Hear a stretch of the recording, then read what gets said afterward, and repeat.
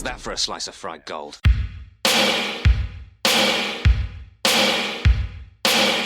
think this is a fucking costume? This is a way of life. I'll be back. There's a flesh wound. I'm not gonna hurt you. I'm just gonna bash your brains. Take your sticking paws off me, you damn dirty ape! I'm sorry, Dave. I'm afraid I can't do that. It's alive! It's alive! It's alive! I guess everyone's entitled to one good scare, huh? Well, hello, and welcome to the Cinema Shock. The Cinema Shock. We've been off for 3 weeks, and Gary already forgot how to do a podcast. Yeah, and I'd stopped having to worry about how to do the intro too, because you had been putting it in the notes. Yeah, I didn't put it in the notes. You didn't put it in the notes. But Nice. We are the podcast where we explore the stories behind your favorite cult and genre films. I am your co-host, Gary Horn. I am co-host Justin Bishop. And I am one of your other co-hosts. I'd also forgot how to. Yeah, I forgot the podcast first. Sorry, guys. I am one of your other hosts, writer, comedian, Mr. Todd A. Davis. Greetings and welcome to a bonus episode as we work our way through the works of the Wachowskis in our series called The Cinema of Fluidity. Yeah, so that we've been kind of teasing this episode for most of this series, saying, "Oh yeah, we'll get to SENSE8. We'll probably talk about it during." Jupiter Ascending or during when we talk about the Matrix Resurrections. And it turns out you can't squeeze a conversation about a 25-hour epic into just a little footnote on another episode, because we all watched it or rewatched it as we were doing the series over time. And we all kind of figured this kind of deserves a full discussion, I think. Oh, for sure. Yeah. So this is it. And by the way, Happy New Year, gentlemen. Happy New Year to you as everyone well. else out there. I hope everyone had a good Christmas. I hope you don't have Omicron. Not yet. But there's a good chance that you do. Can we start calling listeners the Cinema Shockers? Yeah, I think that's the official name of our listeners are the Shockers. Nice. I also have a neighbor using a chainsaw. And so I don't know if you guys can hear that. If you can't, I can't. Is it Fred Durst? It's not. Could it also be? Otherwise, my ass would be Mathers? raw. So I mean, we can't hear it. So if they do it, if we do, it'll just add to the ambiance of this very professional recording that we're doing today. So as we've discussed pretty extensively on this series so far, the Wachowskis are filled, I think it goes without saying, with some very big ideas, and sometimes, as in the case of the Matrix, those ideas work and connect with a larger audience, and then other times on, let's say, Jupiter Ascending, that's not necessarily the case. Sometimes their ideas are just too big. Sometimes they have so much story to tell that it all can't be contained in a single 2-hour runtime. And that was the case with The Matrix. Remember, it was planned as a full trilogy all along, although the sequels weren't greenlit until the original film's success. It's also the case, I think, and we discussed this on the episode, but I think it's the case with Jupiter Ascending too, a film that has almost too much story and backstory crammed into its 2-hour runtime. Yeah, I know. I felt that way for sure. Yeah, so it makes sense that following Jupiter Ascending, the Wachowskis would look to a new format to tell their stories. Now, this is not the first time that they've dabbled in another medium. We've talked about this all kind of, especially at the beginning of the series. Remember, the Matrix series includes an animated anthology film and a video game that are all considered canon. Mm-hmm. And then also back in 2004, hot off the success of the Matrix sequels, they dipped their toes back into the comic book world. Remember, they'd started out in comics early on, but they actually created a comic book company of their own called Burly Man Entertainment. In addition to creating some tie-in stories for the Matrix, they also created a couple of original comics. They were Doc Frankenstein, which is drawn by Steve Skroce, remember, their longtime concept artist, and co-created by Jeff Darrow, with the Wachowskis on scripting duties. They wrote that particular one. And then Shaolin Cowboy, which we mentioned on the show before, that one was written and drawn by Jeff Darrow himself. Mm-hmm. But also so they've toyed around with long form storytelling somewhat. I mean, those comics didn't last very long, so they didn't get very long form into their stories, but they've tried to try to tell stories on a bigger scale. And then the years after these ventures, something big really happened. Streaming became kind of the king of media. First, of course, with the rise of Netflix, then with its competitors. And then with this war, the streaming war, the biggest weapon that any of these services could wield was original content. I mean, it's ubiquitous now. There's Netflix originals all over the place. This wasn't always the case. This happened, in the last 5 years, probably. Yeah, it's about right. So a lot of these streaming services, they start throwing tons of money at filmmakers and storytellers in an attempt to create kind of the next big thing. And that's where the Wachowskis come in.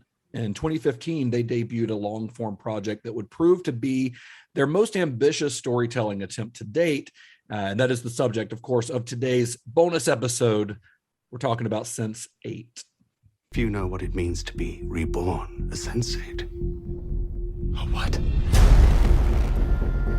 You saw her, but that's just the beginning. I can feel you. You're not really here, are you? You are no longer just you. You will start to feel strange things. Anger and joy and pain, pleasure, without any reason. You have 7 other selves now. You can access each other's knowledge, language, skills. You will be hunted. There's no more time. You need to run. I'm losing my mind. No, it's just expanding. So according to the Wachowskis, the idea behind SENSE8 went back several years, back to a, quote, late night conversation about the ways technology simultaneously unites and divides us. I'm not going to say that they were high when they were having this conversation, but I'm not going to not say that. Yeah, I was going to say, we're not saying that. But those late night conversations began to form into some real ideas. But Lana and Lilly felt that in order to successfully bring it to the screen, they needed the help of a television veteran because they had no experience there. So they enlisted the help of a guy named J. Michael Straczynski. You guys know that name. If you're listening to this show, you're probably a bit of a nerd and you probably know the name of J. Michael Straczynski, but he had actually worked with the Wachowskis in the past. He wrote James McTeague's Ninja Assassin, which they produced, but he's most well known as the creator of the sci-fi television series Babylon 5. So Lana invites Straczynski to her house in San Francisco to kind of brainstorm ideas for the show. They knew that they wanted this to be something really big. They all agreed that if they were to do a television show together, it would be something that nobody had ever done before, something that would, this is a quote, something that would change the vocabulary for television production, the same way that The Matrix became a major influence on pretty much every action movie that followed it. And I don't think they were off the mark by too much. They definitely created something unique here. Incredibly unique. And even the way that they created it is unique, the scope of this. So after several days of discussion, they decided to create a show that would explore the relationship between empathy and evolution in the human race. Fluff. Oh, that old chestnut. So here's what Straczynski said about it. This is a quote from Straczynski from an interview that I found. He says, we started out at one point talking about how evolution involves creating ever greater circles of empathy. You belong to your family, then you belong to your tribe, then the two tribes link up, and now you have empathy for your people on this side of the river, and you're against the people on the other side of the river, and on through villages, cities, states, and nations. Nice. So what if, they thought, what if a more literal form of empathy could be triggered in individuals around the planet who suddenly become mentally aware of each other, able to communicate as if they were in the same room? That's where these ideas are kind of flowing. Like, how would they react and to what degree would they accept each other? So with this concept in mind, they knew that they'd be telling a story. It has to be on a global scale, requiring them to film on location in several countries all over the world, which is not what TV shows normally do. Normally they go to Vancouver and try to make it look like every other country on earth. And a lot of times you can tell, a lot of times you can tell that that's what's happening, but they wanted to actually shoot this all over the world in these cities where the story is set. And the title of the show, SENSE8, it was actually thought up by Lana on day 2 of their brainstorming sessions. They hadn't actually decided on how many characters they were going to have, but then she just walks over to Straczynski with the word SENSE8 written on a notebook, telling him the hard part's over now. Like, we've got it. We know how many characters, we've got a title, we're ready to go. And they became so excited that Lana, Lilly, and Straczynski, they became so excited about this idea. You know how like when you get a really good idea and you get kind of pumped up about it and everybody's like excited to get it going forward. That's kind of what happened with them. So instead of pitching it to someone else, like taking this idea and pitching it to like Netflix before fully developing, they actually went right in and started writing scripts. They wrote 3-hour-long spec scripts, which is very unusual. And then along with Straczynski, started shopping those scripts around. So normally you don't write a spec script like that for a TV show until you've got somebody willing to pay you to do so. But they were so excited about it, they went ahead and wrote essentially the first 3 episodes. So they start shopping them around to studios like Warner Brothers and HBO, and nobody seemed to understand the concept, which is a trend we've seen often with the Wachowskis films. So they decided to shelve the project for a while because nobody was biting. Nobody understood what they were trying to do. I guess it's a good point to say too that Straczynski is like, he's similarly on the same wavelength like as the Wachowskis a lot of times with like his stories about empathy and I know I've got one of his graphic novels called like Midnight Nation, and it's about the underground people and this sort of thing. But it's got almost kind of like this underlying story about like the people in society that are forgotten or that sort of thing. And then like he had a series that he got really popular off of, I think called Rising Stars. I remember reading, and it was about essentially like creating the Marvel universe or the DC universe, but it was like everybody gets a special power, and it's like to see how they learn to work together, who uses these new abilities for good and bad. And it's just like this one event happens on one day at one time, and like all of a sudden these babies are born with powers basically. Wow. So is that the TV show Heroes?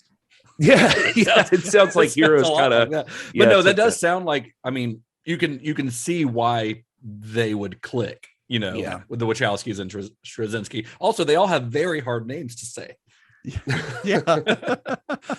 Well, I mean, it's even some of his Spider-Man stuff has some really heady concepts, and he's we mentioned a couple of things that he's written. Like pull up his Wikipedia sometime and just look at all the stuff he's written. He's a legend, very prolific, and not just Sci-Fi Journal, like tons of Star Trek stuff, and he's all over the place. He's written a ton of stuff, so there's something out there for you.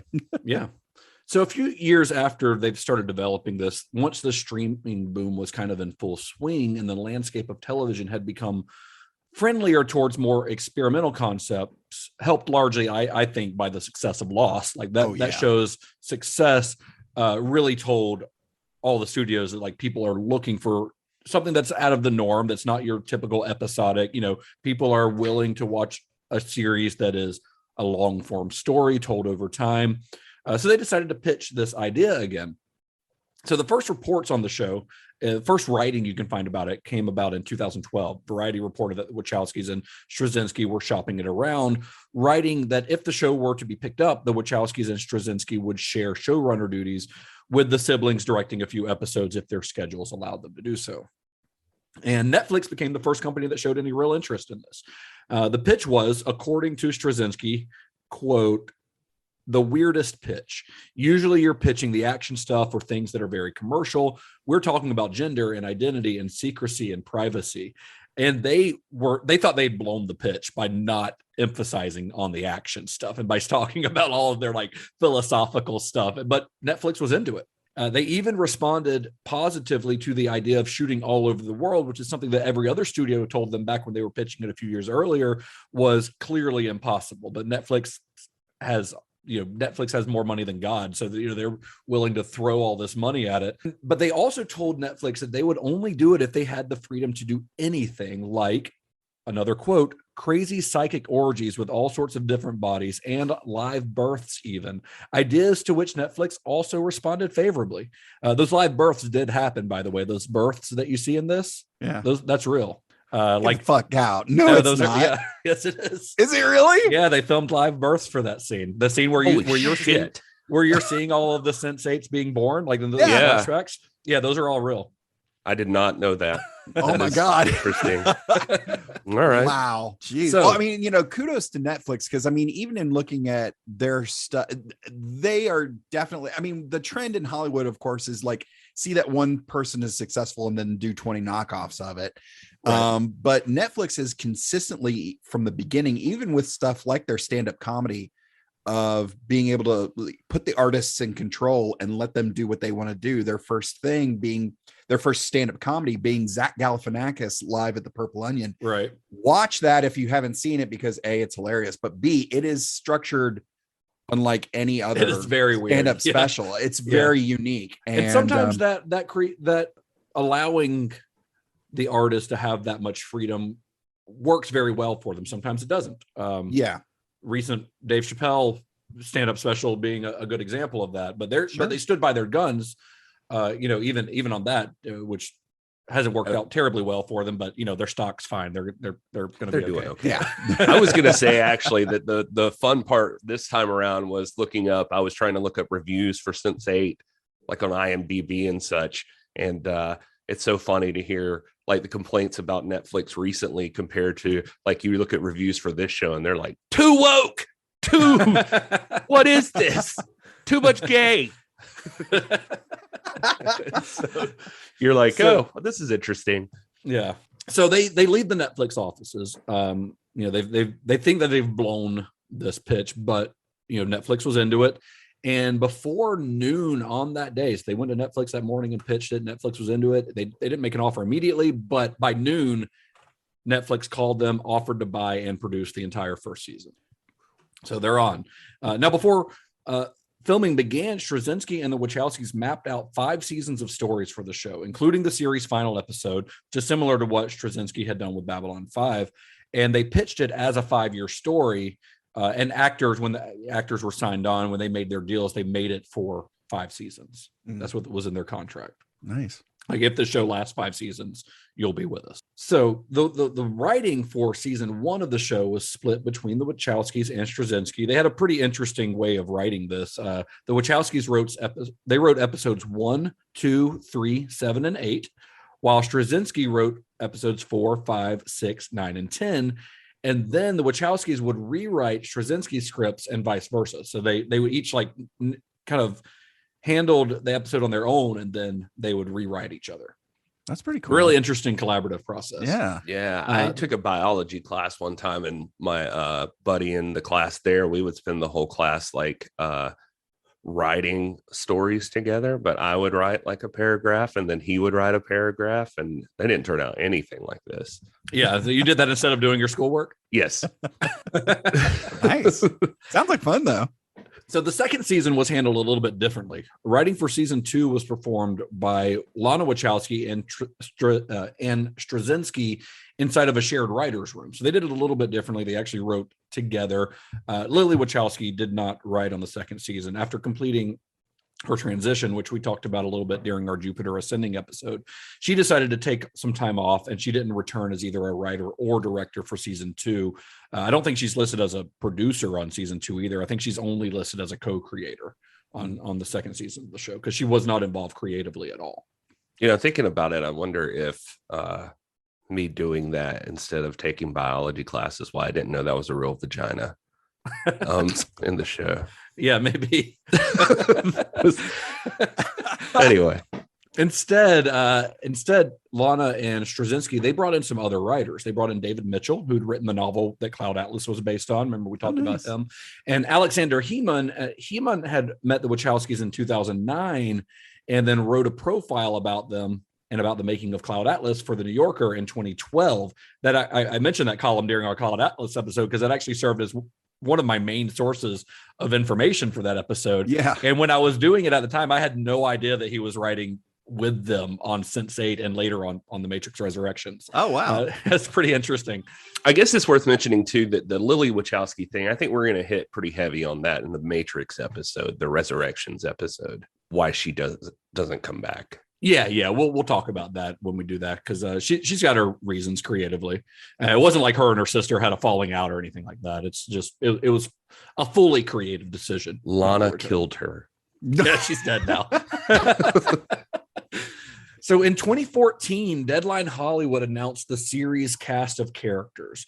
So for the characters that were living outside of America, the filmmakers wanted to assemble a cast of actors that matched the nationality of their characters. So, for example, Duna Bai is from Seoul, just like her character, and Tina Desai is from Mumbai, just like her character, and so on. Duna Bai, of course, returning. She was in Cloud Atlas, as we discussed. She is also my favorite character on this show. Her or Bug. I really like Bug. Bug's fun. I'm a big fan of that guy. I love that actor. He's great. He's really fun. Yeah, Just a great I was character. not familiar with. He seems so like. I don't think I've seen him anywhere, but he seems like he's got a face like I felt like I had seen him before somewhere. Yeah, he's got that look to him, and that he's really charismatic, and I like that his character like is immediately like very accepting of his friend is last time he saw his friend, she had not transitioned yet, but he immediately like he makes a couple jokes, but he pretty immediately accepts them for who they are, and you don't see that a lot in those type of characters, so I really like the way they handled him. It makes him really lovable, I think. Oh yeah, I mean he goes straight from like being confused to like I'd fuck you. Yeah, you guys are hot. And of course, Duna Bai is one person in the series that had worked with the Wachowskis before. Cloud Atlas, she was the bounty hunter in Jupiter Ascending. Tuppence Middleton, who plays Riley, the Icelandic DJ, she'd worked with them on Jupiter Ascending as well. She was the one of the heads of the House of Brassix, And then the rest of and then also Max Remelt, who plays Wolfgang, the German guy, he was suggested by Tom Tykwer, the co-director of Cloud Atlas. He'd been wanting to work together with this guy for a long time, so he actually was hired at Tykwer's suggestion. Nice. The rest of the main cluster of 8 included Brian J. Smith as Chicago cop Will Gorski, Emil Amin as the Nairobian Matatu driver Cafius Van Dam, Jamie Clayton, who we mentioned, Jamie Clayton, who herself is a transgender woman. She plays a trans woman hacktivist named Nomi Marks, and Michelle Angel Silvestre as closeted at first actor Lito Rodriguez. And then so that's your main cluster. That's your 8 people. Then you've got other series regulars, includes Prima Egeman. I've never known if I'm saying her name right, but she plays Neats. She was Martha Washington on Doctor Who. Of course. Terrence Mann, who plays Whispers, Naveen Andrews from Lost, who plays Jonas, and Daryl Hannah, who needs no introduction, of course, as Angelica. Daryl Hannah had actually originally been brought in to read for Whispers when they were considering making the character more androgynous, but the filmmakers had her read for Angelica while she was there as well, and she ended up getting that role. She'd have been pretty cool as Whispers. She would have been cool, yeah. And you may have noticed, hopefully you noticed, or you really weren't paying attention to the show as you watched it, but the role of Cafius changed actors in season 2. Yep. With the new actor is Toby Onwumere. Mm-hmm. Yeah. 1 to 10. How did I do? No, solid. Absolutely. Toby Onwumere, who I like. I like that they make a little joke about him like going to a barber, and that's why he looks different, like when his friend like he first shaved his head or something. I like that they address it a little bit and kind of make a joke out of it, but it's unclear why Emil Amin left the show after the first season, but he exited the production abruptly kind of a couple episodes into the filming of the second season, reportedly over a conflict with Lana Wachowski. According to Deadline, the conflict had begun during a table read for the season, and then their relationship just progressively got worse. According to both that Deadline article and Tuppence Middleton in a later interview, the conflict was over creative differences, So what? But I don't know what it could have been. I don't know if he didn't like the direction the story was going in, because his story takes a pretty political bent in season 2. I don't know if that had anything to do with it. He's in more sex scenes in season 2, which could have also been something he didn't want to do. I feel like I saw a couple of things that talked about there may have been things he didn't want to film. Yeah, but the thing is, like when they were hiring actors for this, they basically said, like, you have to be willing to do whatever we ask you to do. And this show's going to go to some racy places, and you have to be willing to do that. So if he wasn't willing to do that, even after agreeing to that, that's kind of on him. But I really like Onwumere. I think he's really good in it. I like him. It took me a couple episodes to warm to him, but overall, I think he plays the part in that second season better than the actor in the first season could have. I buy him more as like this political figure. Yeah. Whereas the guy who plays him in the season one, I buy him more as this kind of a little more naive. He's a little blue collar. Yeah. He's the guy that drives the bus. It works for me. Yeah. And Onwumere was cast after like a 7-day auditioning process. They had to get somebody in there pretty quick, and they ended up hiring him pretty quickly. So as we noted before, filming for SENSE8 took place almost entirely on location across the whole world.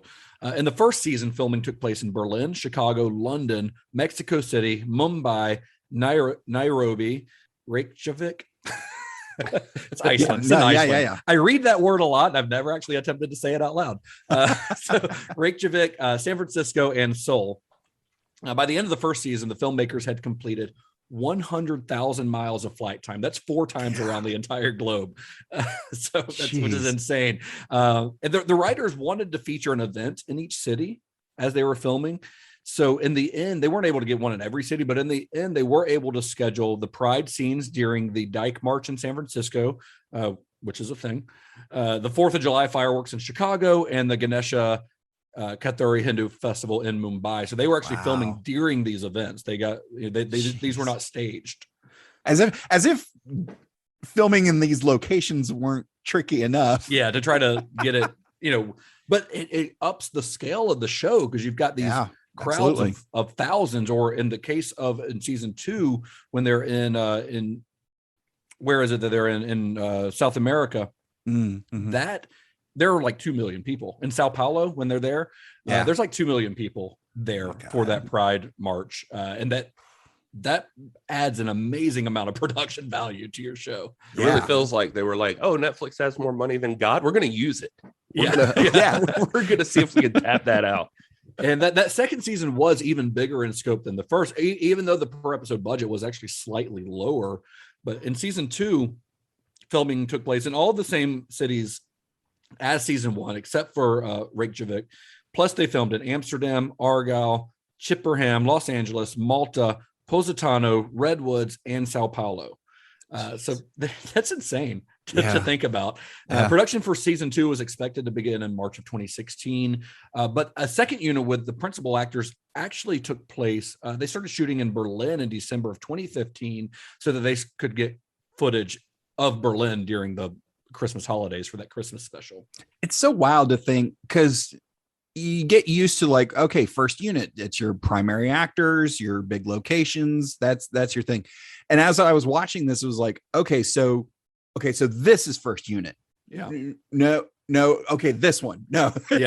It's so tricky to follow everything along of like, okay, now who's in this location and where are they? What's going on? Because it's weird to try to keep track of it in your head from a production standpoint. Oh yeah, absolutely. And because of the scope of it, it was impossible for a single director to handle just one episode. Right. Because they'd have to fly over the world. That's logistically impossible. So instead of assigning one director per episode, each director was actually assigned locations. So even though each episode has a credited director, in reality, none of the episodes has a single director. Wow. So in season 1, the Wachowskis directed scenes set in Chicago, San Francisco, London, and Iceland. Then their longtime collaborator, James McTeague, who directed V for Vendetta, he directed scenes set in Mexico City and Mumbai, along with a few scenes there in Iceland. And then Tom Tykwer, their co-director on Cloud Atlas, was responsible for scenes shot in Berlin and Nairobi. Dan Glass, we've mentioned him on the show before. He'd been working with the Wachowskis as a special effects supervisor for several years. He actually made his directorial debut on the show, filming the soul section of the story. So in the end, though, the Wachowskis are given directing credits on 7 episodes of the first season.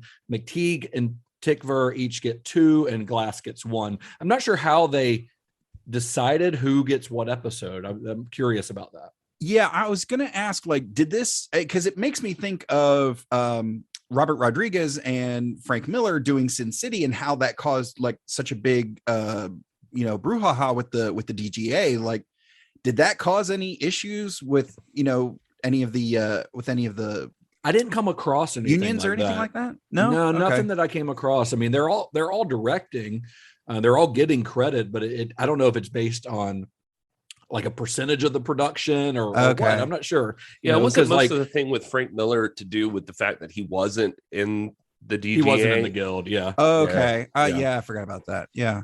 No, that So- makes sense. So But these yeah, I guys wonder if probably it's were. I wonder if it's like based on a percentage. It may be. I'm really Yeah. not sure. I couldn't find anything that said like why Mm, they were assigned an episode, essentially, yeah.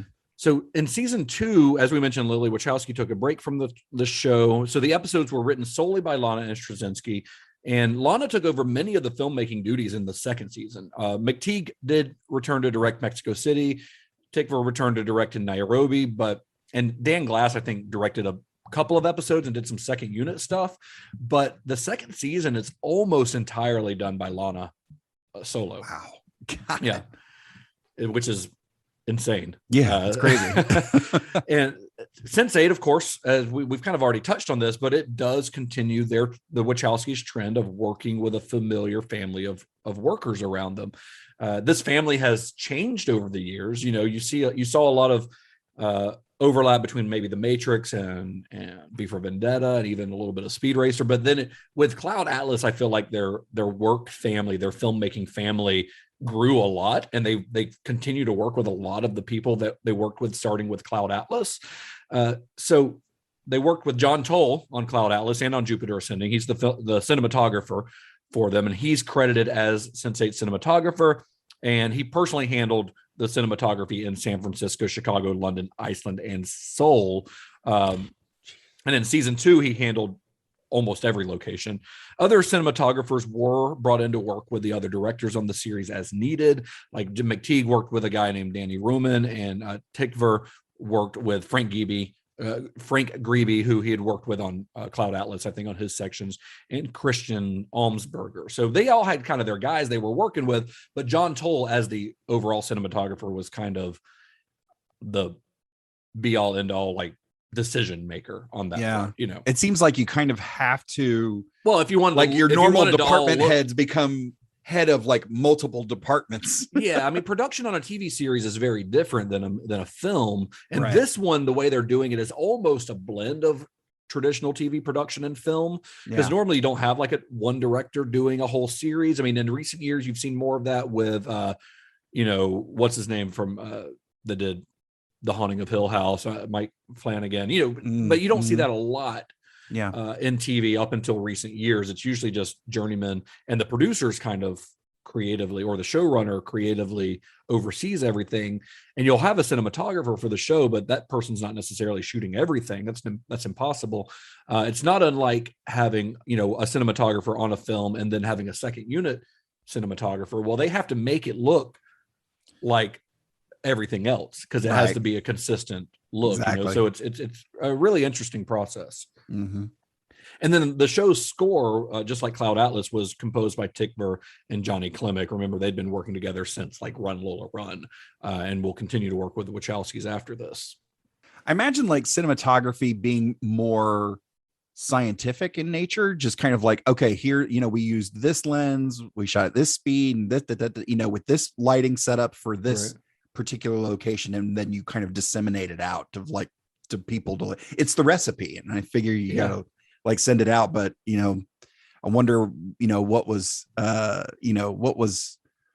part of the recipe, and then where did everybody put their own little signature? It's like, this is my little thing here. That's I think that might be the fun stuff to try to You'd have to out talk. when You'd have to watch this interview stuff.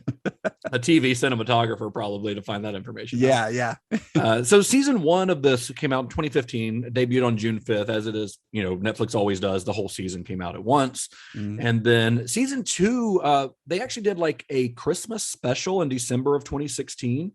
So if you're watching Netflix, it's listed, I think, as the first episode of season 2, but it's Right. a 2-hour long, basically a movie. Yeah. 2-hour long. It's called Happy Fucking New Year, I think is the name of the episode. Yeah. But it's their Christmas special, and that was sort of inspired by, Lana Wachowski grew up watching Christmas specials on like Mork and Mindy and stuff, and always thought it was cool to have like this, a Christmas setting for this kind of stuff, which is it is pretty fun. I mean, Doctor Who's been doing it for years as well. Oh yeah. And then the rest of the season debuted on May 5th, 2017. In June of 2017, a month after season 2 debuted, Netflix announced that they'd canceled the series after 2 seasons. And according to Netflix, it was because the film's or the show's audience, while very passionate, just wasn't big enough to warrant the show's high production costs. However, fans began creating online petitions, as they are wont to do, and they would call Netflix. They were tweeting out hashtags like Save Sense8 or whatever it was, just trying to bring the show back, at least to get some kind of conclusion. And then on June 29th, the show's official social media accounts posted a letter written by Lana Wachowski that announced an upcoming 2-hour special that would serve as the series finale. I couldn't find any information on how that came about from Netflix, like if Lana met with them and kind of convinced them, let us at least wrap this up, because otherwise, before that finale, it ends on a cliffhanger, like very a big cliffhanger. Oh yeah. So that what should have been the end of season 2 is a major cliffhanger, and it would have been very disappointing if they hadn't been able to have some sort of finale, but they did. And Lana returned to direct the finale. She actually co-wrote that episode with David Mitchell and Alexander Heeman. And the final episode was released on June 8th, 2018. It's like 2.5 hours long. It's a feature length, but it works as kind of the wrap up to the entire story.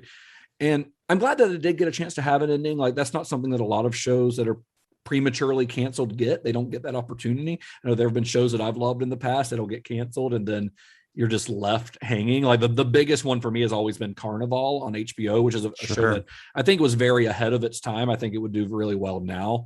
But it ends in a major cliffhanger in season 2, and then we never got anything else from it. It's very frustrating. More recently, I mean, for different reasons, but like Glow, I was absolutely heartbroken. Oh yes. And that one, I understand why it got canceled. It wasn't because it wasn't doing well. It was a matter of logistically filming during a pandemic. But that one is very disappointing to me, because I wanted to see a wrap up to that story. Yeah. And I do think the ending of this is a little bit rushed, especially in how Whispers gets taken out at the end. It's a little anticlimactic. And there are clearly some plot threads that were abandoned in order to get everyone back together for the ending. They were kind of just waved away. But overall, I think it's a mostly satisfying conclusion to the story. This is the first time either of you watched it, right? You had not watched it in the past. Correct? This was a first viewing for me. For sure. Yeah. I had watched it originally when it came out, but I never saw the finale. So this is my first watch of the end of it. Nice. First time for you as well, right, Gary? This is the first time I've ever seen it. Well, the reason I wanted to make sure that we all watched this during this series on the Wachowskis is because I think it is an integral part of their filmography. It's a show that brings together themes that have permeated their work for decades, like literally since the beginning, or at least since The Matrix. This is like almost a culmination of all of the stuff that they've been trying to say in their movies before this. Yeah, for sure. I mean, the heady concepts are not unfamiliar to the Wachowski filmography. Fantastic performances, stunning cinematography. It's all par for the course for them, and and cranked to 11 as much as you can crank something to 11 in a Netflix series. They hit the production value on this. Like it's like watching a 25-hour movie. It really is. Yeah. I mean, there are episodes that are a little more dialogue driven and plot driven, and then there are episodes that they'll have big action set pieces.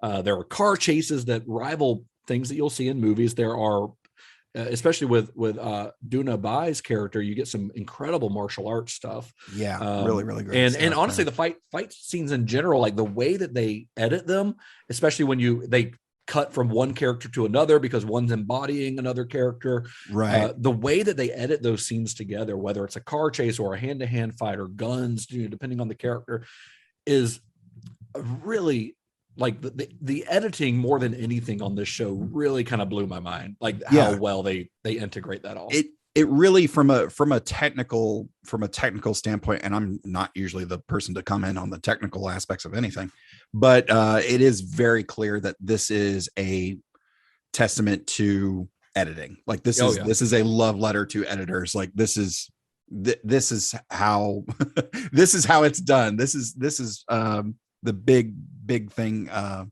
the technical side is the editing here. Well, so when we were discussing this, over the last few weeks, I know Gary kind of binged this like towards the in December, kind of watched the whole thing really in close, he watched it all very quickly. And I know when you were nearing the end of this, Gary, this is before we had decided to do a full episode or a full bonus episode on this. You said something along the lines of, we need to do a bonus episode on SENSE8 because I've got some thoughts. Yeah. I was trying to it captured me that it was a frustrating show for me. Okay. Like it was. How so though? But because there are moments of it that are just brilliant, I think. And like just flashes of like just some of the story I just thought was fantastic. And just they'd have these awesome lines that like stuff I wanted to write down and just like remember for later. And then I watched a lot of it with subtitles on, which is something I've been doing lately, because it really allows some of the dialogue to pop, that like things that you might have glanced over initially. And it really like highlights just how good some of the dialogue is. Not just in this movie, but movies in general. I think, that's something I've been enjoying doing lately. If it's a movie I've seen before, I've gone back and rewatched it again with subtitles on just to like find things I hadn't found before. Oh yeah. Right. And then sometimes I'd watch it and be like, Jesus, this fucking blows. Like, like what? like I'm like, this is the worst acting I've ever seen. Like, why is this happening? Who do you think? Like, give me an example. There's a scene that especially like I think, because I one that stands out in my brain right now was it happened really close together. I think it was in the same episode, and I wish I'd have written down what episode it was, but it was where Numi and I just forgot her chick's name. Neats and Neats' mom, and they're meeting with a scientist, and they're walking through like a museum or something, and they're walking like in a straight line together, like very awkwardly, like just all like side by side, like walking, and they're like, it's kind of funny that this would happen. Well, as you know already, in 1872, this was discovered, and blah, blah, blah, blah. And it's just like, what the fuck is this? Like, who talks that way? Yeah, like who talks this way? Who walks and this now way? for the scene of exposition. Yeah, it was like, this is the most awkward shit I've ever seen. Yeah. Like, why is this happening? And then, but sometimes you got to do that stuff to just get the story, going. Yeah, it just, and then like right after that, though, they had like, I think in that same episode is the one where they have the reporter comes to what's his face and is Jella and is like talking to him about isn't it Jella? Yeah. The like, who are you, or like what are you really about? And then they have that where it switches in between people as they're talking about who they are. Like it's I think the one reporter's talking to her and then or him, and then at the same time, you had like, what's his face? I forget. Leto. They had Leto getting interviewed on the red carpet or something. And then it's like, they're all just switching back and forth doing the things. And it was like one of the coolest things I'd ever seen. Yeah. And I was just like, oh, this is really great. And this is a great speech. And like, the Wachowskis have never been great at presenting exposition in a way that, I mean, the best, I think, example of them presenting exposition is Morpheus explaining the Matrix. So when he's in that room, but that's literally just a dude sitting explaining. The only reason that scene works is because Lawrence Fishburne is fucking great in it. Because otherwise, it's just a guy explaining stuff, and they do that a lot. And sometimes it slows things down, like the Mervengian in Matrix Reloaded, where he just stops to talk about philosophy for 5 minutes. It would this restaurant they do that, and it's just something that I've come to accept from them. And sometimes they're going to give us some exposition.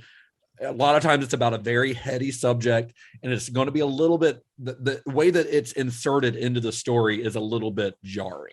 There's a book You know? I read like way back when I took a class on philosophy, back when I was more educated or trying to be. It's called Sophie's World, and I still have it, and it made me want to go back and read it because I remember one of the first things I thought about that book was it's about this girl who like somehow falls into this portal and is getting transported back into these different philosophers' lives. So it's like supposed to be like a creative way for you to understand like what this person's deal was, what their major thoughts were, and that sort of thing. But it's like trying to have this overarching narrative, and then all of a sudden she's like with, I'm trying to think of a philosopher, but Plato. Yeah, I was going to say Plato, Socrates. or I couldn't even think of the guy from Bill and Ted. I don't know, Socrates. Socrates. Yeah. Socrates. But she's like in there with them, and then they're just like explaining their thoughts, and it's like, oh, this person's giving like a summary of their whole life to this little girl right now, and it's like it's kind of weird. And SENSE8 does that every once in a while. Like it's like sometimes I'm like really into it, and then all of a sudden it comes to a screeching halt, and it is like a high school PSA like video where they're like, well, as you know, Yeah. like it just feels like that. Like it's like You expect Captain America to bring the chair over and sit on the chair. So you found yourself in a trans relationship. It's like, it's like, oh, here we go. Oh God, yeah. Yeah, I don't disagree with you. I don't think that it really hurts the series overall for me, because I think that in general it works really well. I think the action set pieces are great, but I think, we wanted to discuss this series because we did think that it really fit within, we've been talking a lot about the thematic through line of the Wachowskis' work, and I think this really, like, you can't talk about their work without talking about this, Yeah. And we've discussed this since the beginning of the series, especially how the Wachowskis coming out as trans women have put all of their work in kind of a new context, including, early stuff like The Matrix. And I think that we've, one thing that we've kind of concluded as we've talked about this series is that their work overall is about love. It's about the relationship between the body and the mind. It's about the self that the world sees versus the self inside. That's what all of these films have been about, with maybe the exception of Speed Racer. And these are all themes that are at the heart of SENSE8. They're all here, everything that they've talked about. And these, like I said, these started back in really The Matrix, and somewhat in Bound, but especially in The Matrix. And it really all came to a head in Cloud Atlas, which is a film that I think feels almost like a practice run for SENSE8 in a way. Cloud Atlas kind of had the idea. It said that we're all connected in ways that we may not understand. SENSE8 literalizes that idea, by literally having people connected. And I love that thought. I think that's beautiful. And don't get me wrong, I walked away from this show thinking like I'd love to see this again. Like I really started to care by the end of it. Like for every one of the characters, I was kind of bummed it was over. Like I wanted to see more. And even characters you don't really care about early on. Like I had a hard time in the first season caring about Will Gorski, the Chicago cop. I had a hard time caring about him. He just seemed kind of bland, but in season 2 especially, he gets a lot more interesting when he starts doing heroin, I guess. But that's most people. Yeah, but I started to really care about him more. And same with Wolfgang. Wolfgang seemed a little cookie cutter in the season 1, but then you start getting into his backstory and stuff. I still think his friend is fucking annoying. But his buddy, his partner, gets on my nerves. But Felix. He becomes one of the coolest characters on the show. Mm-hmm. Yeah, I agree. It's interesting, and just to see these different plays. Although I gotta say, Mexico cannot be that anti-gay, can they? Really? I don't know. Like they're just like immediately, like the whole class just like rails on him. It's a very Catholic country. Yeah. It's a very Catholic country. So this show, I mean, it is, from a filmmaking standpoint, it is pretty remarkable. It juggles multiple storylines set in locations all around the globe. It has the occasional action set piece that, like I said before, I think some of these set pieces rival some of the best work being done in traditional feature-length films. There's some really stunning work being done.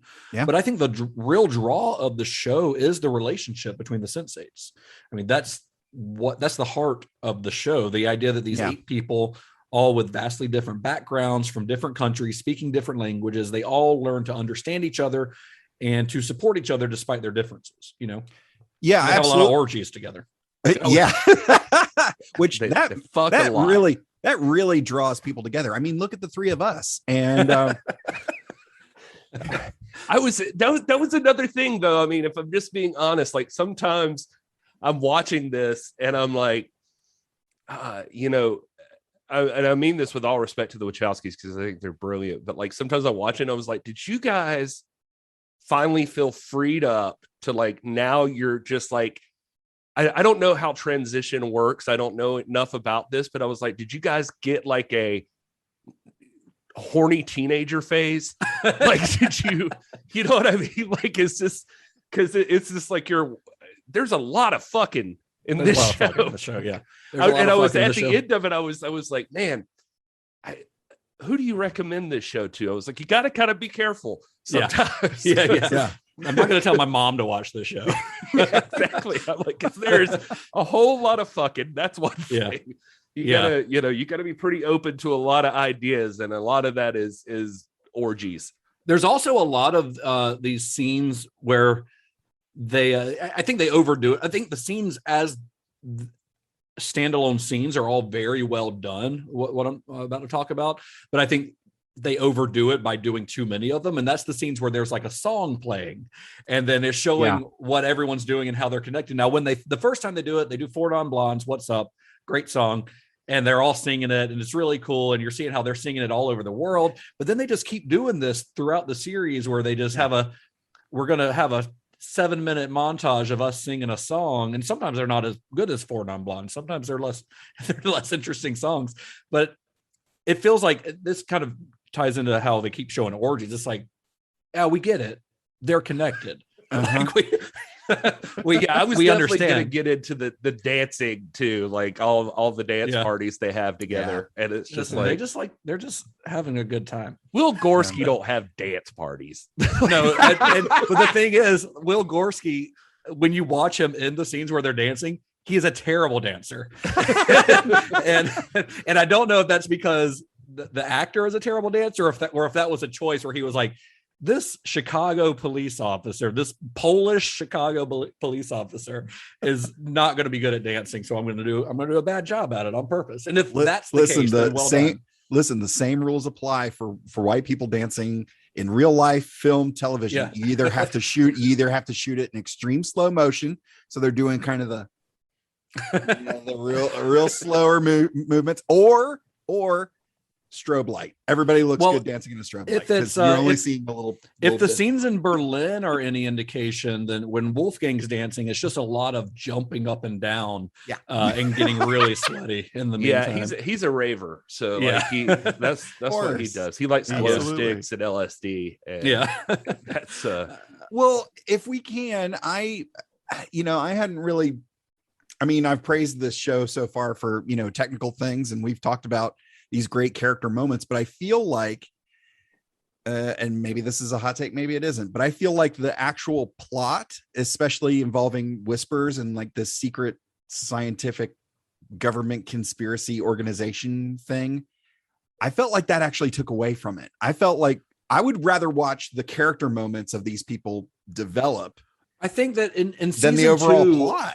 I think that they really do focus on that a lot more in season 2. Yeah. One of the complaints that people had in season 1 was that the show was slow, because it does take a while to get into that stuff. And it takes several episodes for them to even realize that they're all 8 connected, Right. You're halfway through the first season before that even happens. But I do think you need some sort of driving conflict, a story, and I do think that I can see where you're coming from. I don't really think it takes away from it. I do think it's obvious that there was more to it that we didn't get. Right. And here's because once you start getting the backstory from Angelica and all that, like, I think it's fascinating. It's really good. as an It's a example, real missed like opportunity, watching, by the way, that they didn't do any of the dancing to Van Damme dancing and Kickboxer. That's also a thing I noticed. I don't know how that never came up. but as an example, like when Leto and his guy and the other chick finally get to Hollywood and stuff starts happening with his career, like I was kind of invested in that, and you never hear anything else about it. Well, you don't again. really get to, because the show got canceled. Though. Well, yeah. I was like, well, you spent all this time and all of the show's strengths actually end up also being their weaknesses as well. It's like, it's incredibly shot and they shot on location. And then you see some accountant falling over at Netflix going, we're shooting in all of these locations. Oh my God. Yeah. At the same time, it's like, well, there's all this like really rich character stuff. And I was like, yeah, but Netflix, no, it's not like the Nielsen ratings. Netflix knows exactly how many people are watching the show. Yeah. And if the numbers aren't there, the numbers aren't there.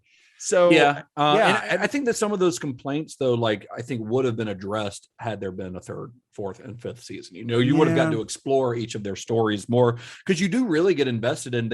There's this overall thing that they're all fighting for, trying to figure out who Whispers is, and the BPO, I think is what it is, the BPO, and the background of all this, and you start finding out more about Jonas and because he's a very interesting character who you never know where he stands, and you find out Angelica's backstory, and what was the guy's name, Raul or something like that that she kind of had to save. But, you also get very invested. They also all have their own stories going on separately, because you've got like Leto's is one of the more interesting ones. I think his story is really good. But you've got this, even the little side story with I can't remember her name, but Leto's girlfriend. I'm not really sure what their relationship is, but like her thing with her ex and all that. And then you've got the thing third with wheel, Wolfgang, his conflict with, after he steals the diamonds, and they've all got their own like cool little stories on the side, which is kind of what endears you to them. Nomi is her story. I just love her and Nietzsche's relationship. I think they're awesome. That's one of my favorite parts.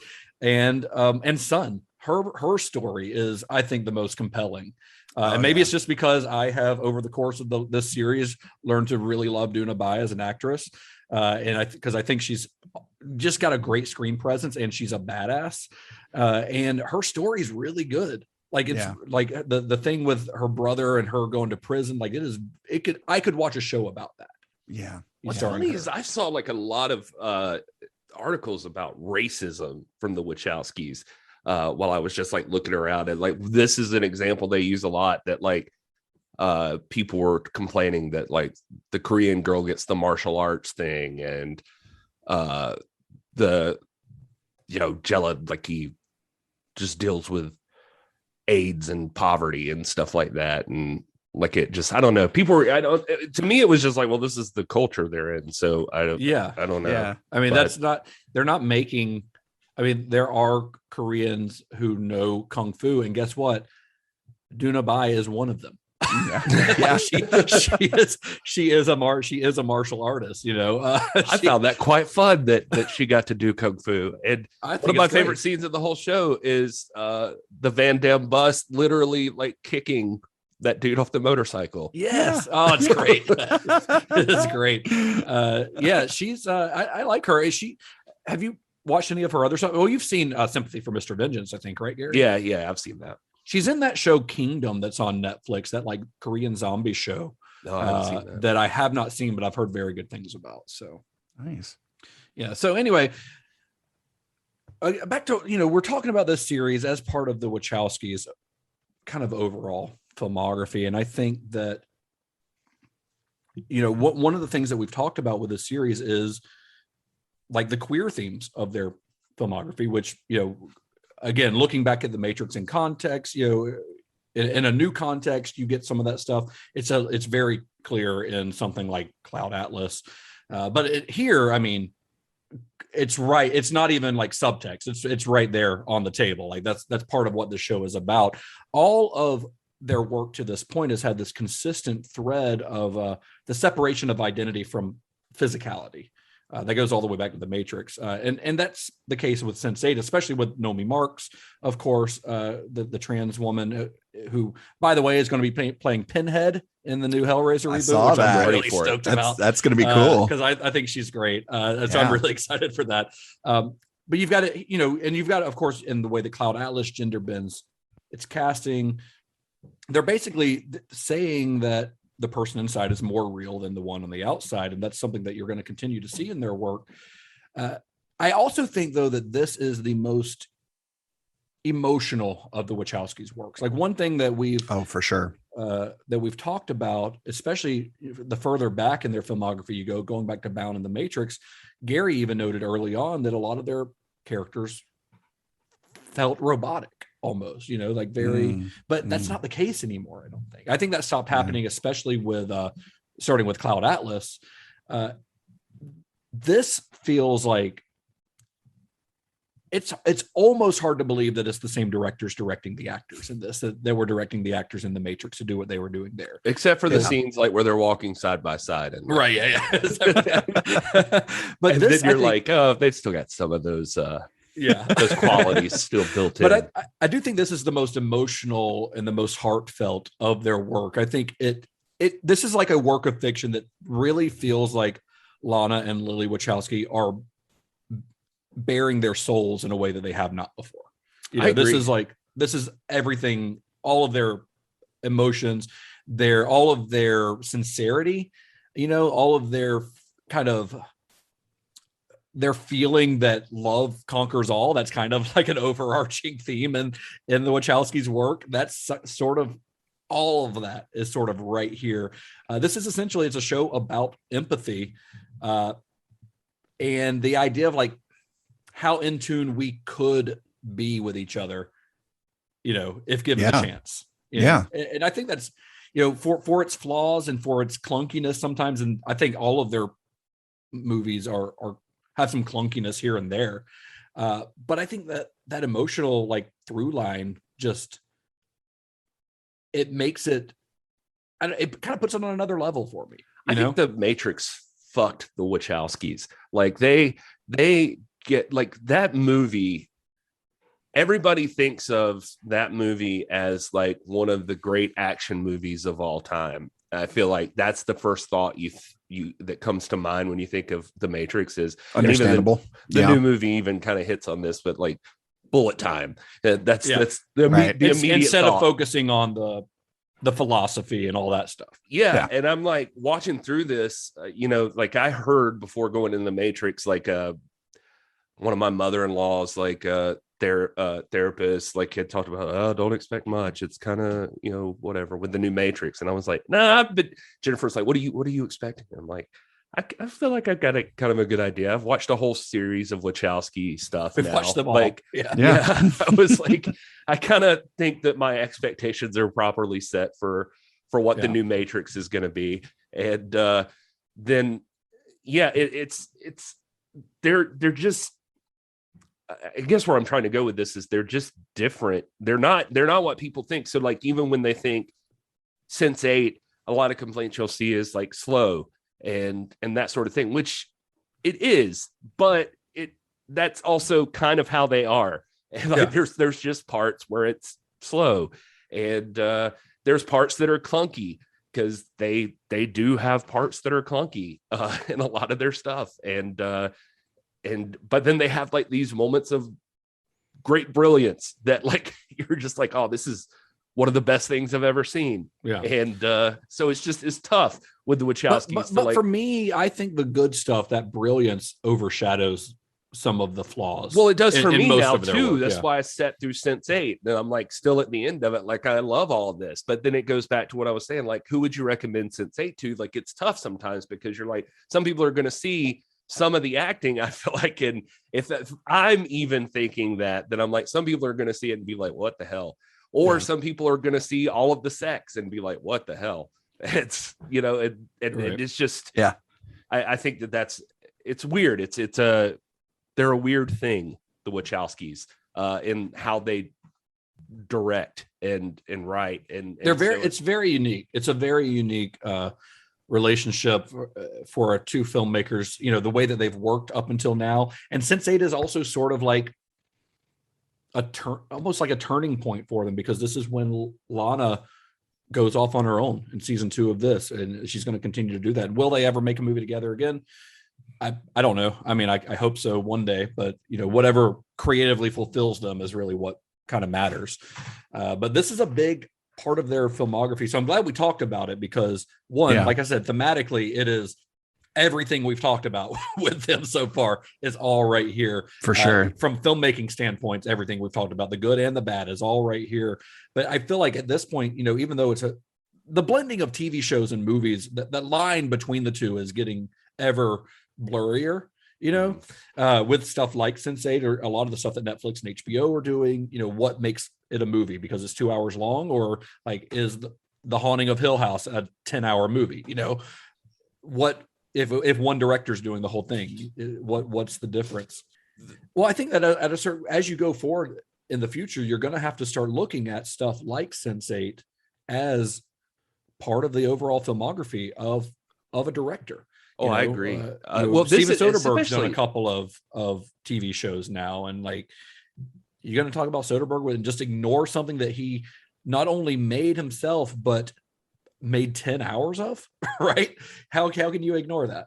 Yeah, this wasn't, and this wasn't just like I directed an episode of Sense8. This was like this was very clearly years of their lives. Yeah, one of the huge projects. Yeah. The bummer for me watching it this time is, but by the end of it, like I was loving the characters. So it's kind of a bummer because they don't get 5 seasons of this show, and also it really does feel like they were pacing it for 5 seasons from the start. And so that last episode, you know, I 100% take it over not having anything at all. And I'm glad they got to wrap it up. You get some stuff wrapped up. You get a little bit of closure, and the ending in the Eiffel Tower is wonderful. I mean, they actually did that. They actually shot at the Eiffel Tower, which is crazy that they were allowed to do that. It is great. I mean, because you've learned to love all of these characters, and it's great to see them celebrating. And you get one last great orgy at the end of it. I was about to say, the only thing is, like, I really don't feel like Rajan was gonna immediately be like, all right, fuck it, I'll do Wolfgang too. Yeah, Rajan, as soon as they tell him, like as soon as she explains it to him in that episode, he's like pretty accepting pretty quickly. That, yes, you're telepathically linked felt like to 7 other people. Yeah, that felt like it was gonna be at least a season's worth, right? Like coming to terms with this relationship. They did what they had to do, you know, to be able to tell the story and give it a somewhat satisfying conclusion. So, I don't know everything about Indian culture, obviously, but I'm watching that like he's Pakistani, isn't he? I don't know that Rajan and his background are just gonna immediately, like, he didn't come across to me as the type of guy that's like, you know what, fuck my wife. Yeah, actually, I'll fuck you too. Fuck me and her. Yeah. this is fine. All right. Well, I guess that's it. That's all I've got for this. And we'll unless you guys have anything else to add. I would definitely revisit. I know Gary said he would watch it again. I would definitely incorporate the Christmas special into my yearly watching.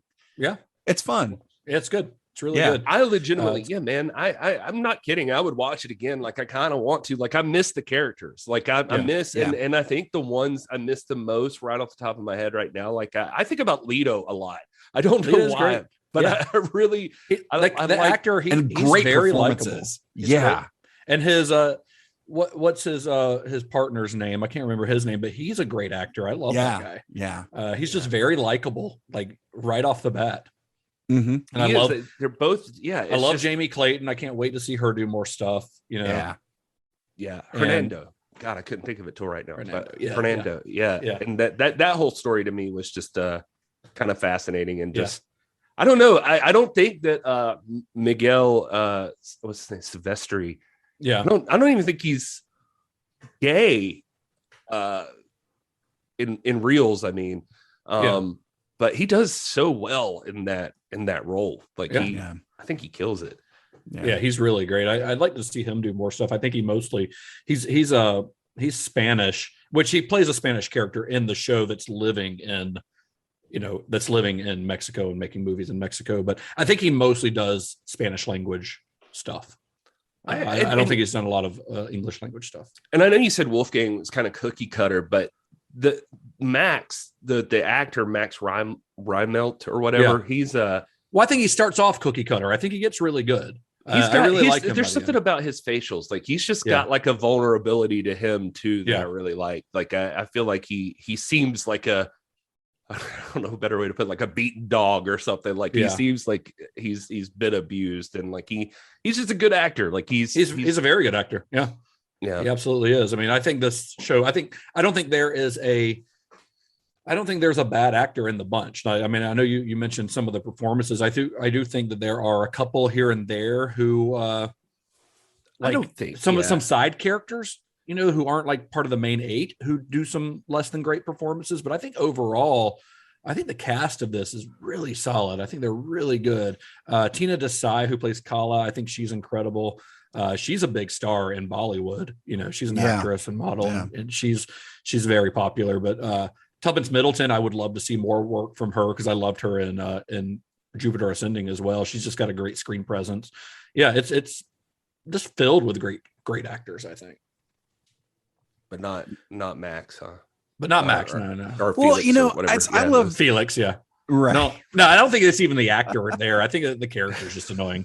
Yeah. But I wonder if this would have been. I wonder if this narrative would have been better served in a different structure. Maybe each character getting their own feature, which might have been cheaper, and then having, I guess, kind of like the Avengers, where it's like, okay, every character gets their own movie, and then we bring them all together for this. I think part of the thing with this that works really well is that their stories parallel sommes, like different scenarios, but a similar, like you were talking about earlier with Leto and Cafias, where they're both being interviewed at the same time. Right. Well, then that would have been fun to have like a supercut where it's kind of like chopped up, and then again, we talked about the editing here. It might have been fun to see a supercut or whatever where it's like, hey, we know you've watched all these films, well, now we've cut them all together. But then you're asking people to watch something that they've already watched, and this is a TV show, not a YouTube channel. I think they had the right idea here. I just I think it's another. I mean, I just say the Wachowskis are just steadily ahead of the curve on what the world's ready for yet, I think is probably what happened. Always. Well, that's it for this episode. Thank you all for joining us for this kind of extra long bonus episode. But again, we felt like this was really necessary to talk about as a part of the Wachowskis. So we'll be releasing this. If you're subscribed to us and this came out on what would normally be a release day for a full episode, we're switching up our release schedule a little bit. So in just a few more days, you'll have our next episode, our next full episode. Not that this isn't a full episode, but we're considering it a bonus. But our next episode, of course, is going to wrap up our series on the Wachowskis. We're going to be talking about The Matrix Resurrections. So if you haven't watched it, watch it before that new episode drops, because we are going to be spoiling the shit out of it. Yeah. So, anyway, where can you guys be found on the internet for our listeners? I'm at This Is Gary Horn on all the social medias. And if you like Star Trek, and if you want to follow along with me and my rotating panel of family, friends, and occasional Star Trek cast members through the entire franchise in chronological order, please look for my podcast, the Computer Resume Podcast, available wherever you find your podcasts. And you can reach out to the show at Computer Resume on Facebook, Twitter, and Instagram, and Patreon. You're on Patreon? Yeah, I'm getting getting that set up and finalizing that this weekend. Nice. And I am at Mr. Todd A. Davis on all of the socials. Yeah, I'm done. I'm done begging for listeners. Now I'm just begging for money. You got to have the listeners that are willing to give you the money, though. Exactly. So we'll do a little bit tricky of both. part. Yeah. Well, I'm at Justin_Bishop. That is on Twitter and Instagram and Letterboxd. You can find the show at cinema_shock. Find us on Facebook, find us on Discord, find us at cinemashock.net, buy our merch, all that stuff, rate and review. I got nothing else. Until next week. May the wings of liberty never lose a feather. And be excellent to each other. Johnny has the keys. Really, that's all you got?